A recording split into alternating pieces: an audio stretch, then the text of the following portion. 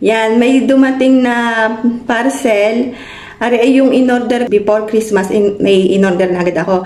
Pero ngayon lang din natin dahil nga nagkaroon ng holiday. Kaya ngayon, first parcel this year. Pero bago ko muna i-unboxing, ay sabihin ko muna sa inyo ang New Year resolution ko ay mag-iipon na ako. Bahala kayo kung anong isipin niyo, kung anong iipunin ko. Basta mag-iipon na ako ngayon this year. Buksan na natin. Ayan.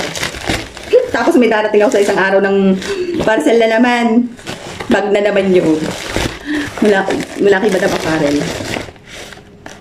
Hala, ari nga yung Pandora. Ayan. Nangaling na naman ako ngayon sa Pandora. Yung... Oh, galing Bologna pa.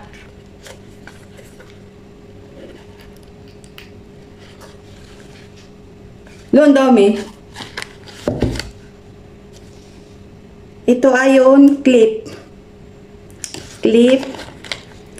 And then, yung heart, charm. And then, ito yung charm na biyahe sa Biagio. Ito. And then, ang dami. Ang dami na order ko. Tapos ito naman yung infinity na naman. Yung charm din na heart na may star. Mama. Yo. And then, umorder ulit ako ng bracelet. Yan. Unahan muna natin bubuksan ito. Yung bracelet. Ito 16 point and a half. Ayan o. Wala, ang liit. Pag nalidyan ng charm, hindi na magkakasya eh. Kasi padalawang order ko na to. Itong Pandora, ito padalawang order ko na to sa shop na ito sa online. Ay legit naman siya, legit. Kaya umorder ulit ako. Ayun, kaya dahil ang in-order ko lang dati ay dalawa. Dahil nag-try lang nga ako, dalawa lang na ganito na charm ang in-order ko. Nag-try lang ako. Ay legit naman dumating siya. Kaya umorder ulit ako. Yun lang, legit naman siya, oh. Legit naman siya, oh. Tapos, oh, may ganyan pa siya. May kuwan pa, may... Oh, thank you for shopping at Pandora.